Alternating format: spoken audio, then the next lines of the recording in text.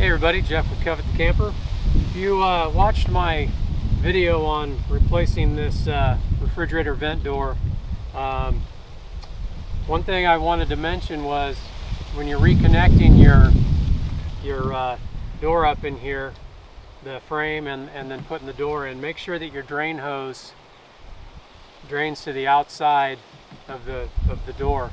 So by doing that, you're going to prevent any water damage that could happen from your condensation drain hose on your refrigerator draining actually onto the floor under the refrigerator. So you got to make sure that this is poking out to the outside and draining out to the outside of the coach. And I'll show you how to do that right now. I'm going to open this up and I'll show you what to check and how to position the hose. Regular flat blade screwdriver, you can use a coin or something and turn these little clips. Make sure they're straight up and down, and then you can pull the lid off there, the little door. And then this is the drain hose for your all the condensation in the fridge. So there's a couple of things that you need to do here. Number one is there's a little cap, and let's see if I can bring in a little bit closer here. See, right there, that little cap. So this little cap, you got to make sure that it's free of debris. A lot of times you can get, like little leaves or dust and stuff stuck in here. This little clip is what clips it to the little grate there, the door. And then these just screw out reverse because they just go into the hose. And then you can clean any debris that you might have in this little screen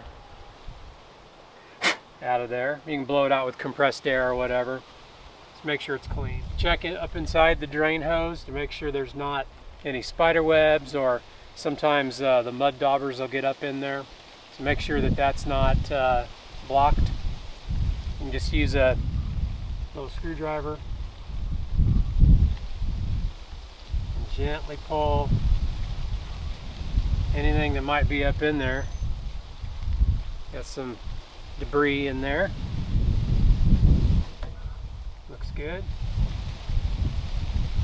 You can also, if you want to, really get involved, you can, pull the fridge out a little bit from the inside and access the top of this drain hose.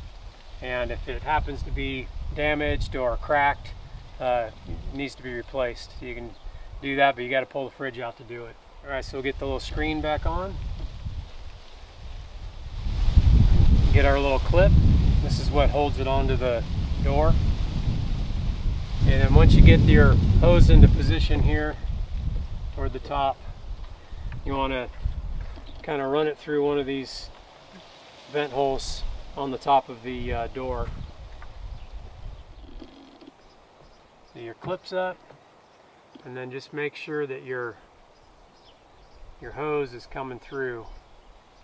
Doesn't have to come all the way through, just as long as it's poking through enough to where it's draining to the outside. Okay, so that's it.